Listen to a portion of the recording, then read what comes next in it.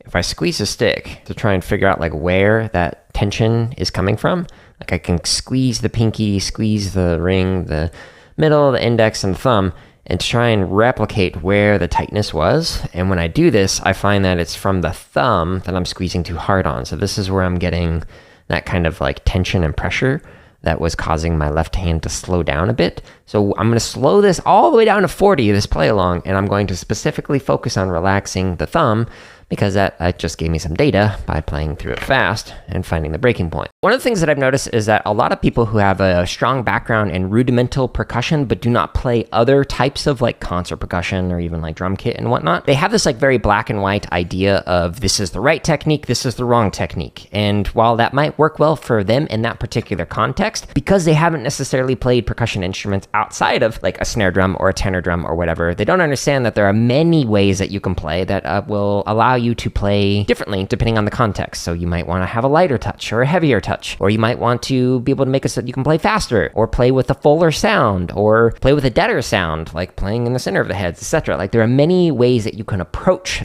playing the drums, or just percussion or mallets or whatever. So don't necessarily approach things from this black or white, here's this right or wrong way. But whenever you hear somebody who has a technique that's different from your own, or you see how they're playing, ask yourself, why are they doing it that specific way? And when might I actually do that instead of the technique that you actually prefer to use?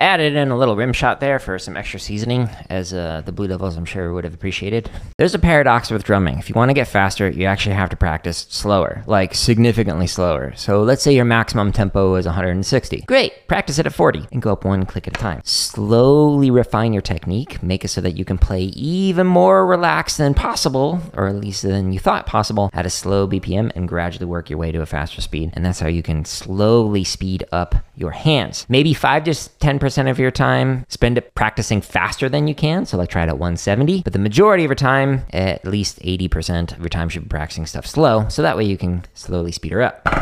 It's a weird paradox that a lot of beginner drummers don't necessarily understand, but trust me, as somebody who's been playing for 26-ish years, I promise it works. You gotta refine it. Slow. We've got 6 videos in here, and it's broken down to a normal diddle interpretation and then an inverted diddle interpretation. So let me show you this. So this one right here, it's a variation of gallop, which is what like Paul Rennick plays with like UNT and SAV. So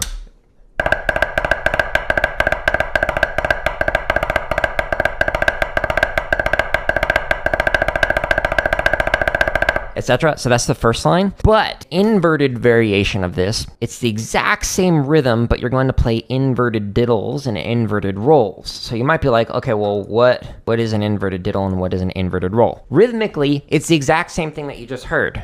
Inverted diddles force you to put the second note of the diddle on the downbeats. We're going to be working on a diddle variation today. It's called diddle variation with diddle after an accent. I'm going to do it right, both, left, both, alternate, and then jump up 5 clicks. And I'm going to do this for the next probably at least 30 or so minutes. That's going to be the bulk of this stream. Sounds boring? Well, practicing takes a while. Gotta refine stuff. Don't just play the things that you like or the things that you like doing fast. It's been interesting as a content creator to see how confidently wrong some commenters are across the different social media platforms. It is fascinating to see people just like, no, you're 100% wrong. And they're just like so like dedicated to their understanding of the world. And especially when it comes to the drumming stuff, it just kind of like baffles me. Like I had somebody one time who was just like, oh, you don't understand what it's like to be on drumline. You would never make it, blah, blah, blah. So I just like responded to them by linking to my CV, which is on my website, which shows that I have like a PhD in music education and like marched for 5 years and would have done 7 if I didn't get into a car accident, etc. It's fascinating how people just are so confident in their own ignorance, but they don't realize that it's ignorance. Yesterday I received a comment that was like, there's no such thing as an inverted diddle. Actually there is. Did you ever think that perhaps, somebody who's been playing longer than you've been alive might know something more than you? Probably not. Back when I used to be a caption head for a high school drumline, I had a snare tech who had marched DCI in one of the top corps. And we got into a discussion one day where he just didn't understand why I was not rehearsing the way that they rehearsed at DCI. And I had to sit down and be like, okay, look, the reason why is because at DCI, they have that mental stamina to be able to focus and to be able to just like grind things out in ways that high school students who don't do this all day, every single day can't do. They just don't have that focus and attention built up yet. So what we focused on was like trying to improve that attention span over time and kind of like take more intermittent breaks and whatnot throughout,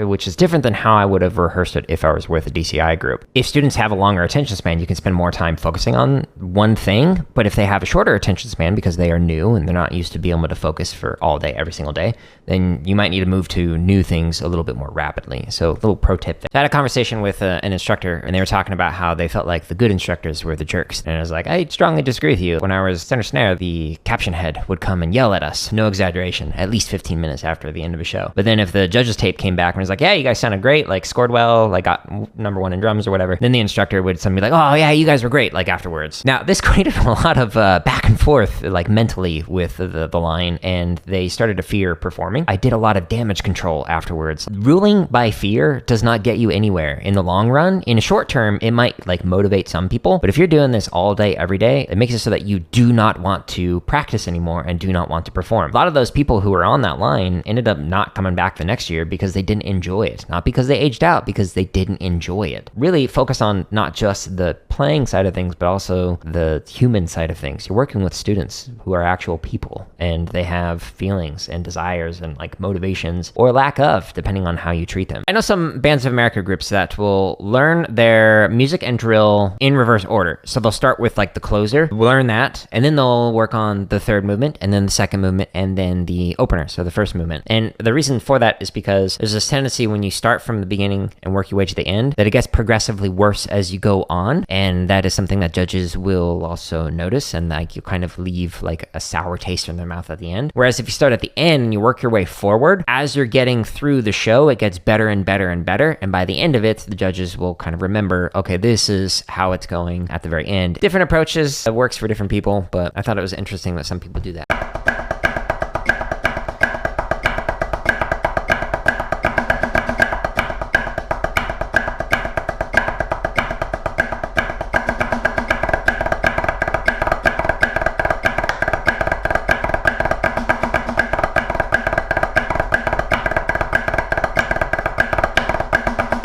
If you're interested, there are a few more variations of the float drags. We've got with cheeses, flam fives, cheddar-chas, cheese cheddar-chas, cheeses.